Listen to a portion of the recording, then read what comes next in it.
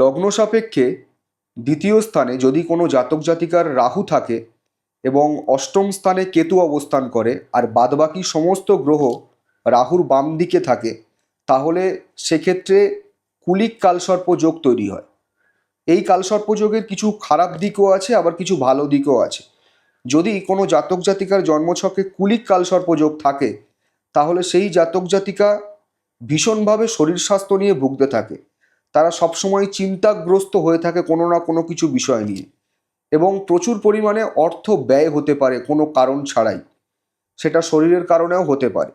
কিন্তু কুলিক কালসর্প যোগ থাকলে তারা কর্মমুখর হয়, তারা কর্মক্ষেত্রে বিশেষ উন্নতি করতে পারে। বিশেষ করে যদি কোনো জাতক জাতিকা এমন থাকে তাদের জন্মছকে কুলিক কালসর্প যোগ থাকে এবং ব্যবসার সঙ্গে যুক্ত থাকে, তাহলে কিন্তু ব্যবসায় বিশেষ উন্নতি করতে পারে।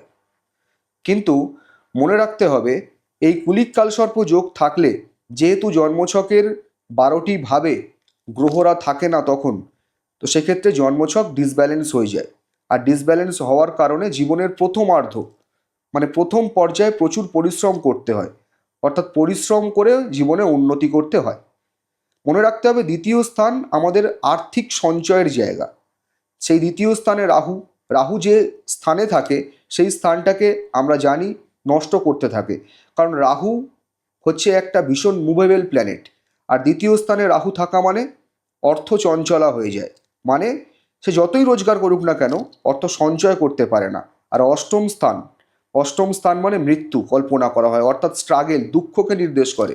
সেই অষ্টম স্থানে কেতু থাকার মানে জীবনে হঠাৎ করে বড় কোনো পরিবর্তন বা বড় কোনো বাধার সৃষ্টি হতে পারে। কিন্তু মনে রাখতে হবে, কেতু ওই অষ্টম স্থান যদি তার পজিটিভ হাউস হয়, তাহলে ওই জাতক জাতিকা কোনো গবেষণামূলক পড়াশোনা বা অকাল্ট সায়েন্স নিয়ে পড়াশোনা করলে কিন্তু জীবনে যথেষ্ট উন্নতি করতে পারে। তবে হ্যাঁ, বৃষ রাশি সাপেক্ষে যদি এই কুলিক কালসর্প যোগ থাকে এবং বাদবাকি সমস্ত গ্রহের পজিশন যদি ঠিক থাকে, তাহলে ওই জাতক জাতিকা জীবনে যথেষ্ট উন্নতি করতে পারে। কুলিক কালসর্প যোগের যে সমস্ত অশুভ প্রভাবগুলো আছে সেগুলোকে খণ্ডন করার জন্য কিছু উপায় হলো, প্রত্যহ শিবের পুজো করতে হবে, মহামৃত্যুঞ্জয় মন্ত্র পাঠ করা উচিত, এবং সোমবার দিন বিশেষ করে কোনো দুস্থ ব্যক্তিকে কোনো কিছু দান করা উচিত। যদি আপনারা এগুলো করতে পারেন, তাহলে কুলিক কালসর্প যোগের অশুভ প্রভাব থেকে আপনারা রক্ষা পাবেন। ভালো থাকবেন, সুস্থ থাকবেন। ধন্যবাদ।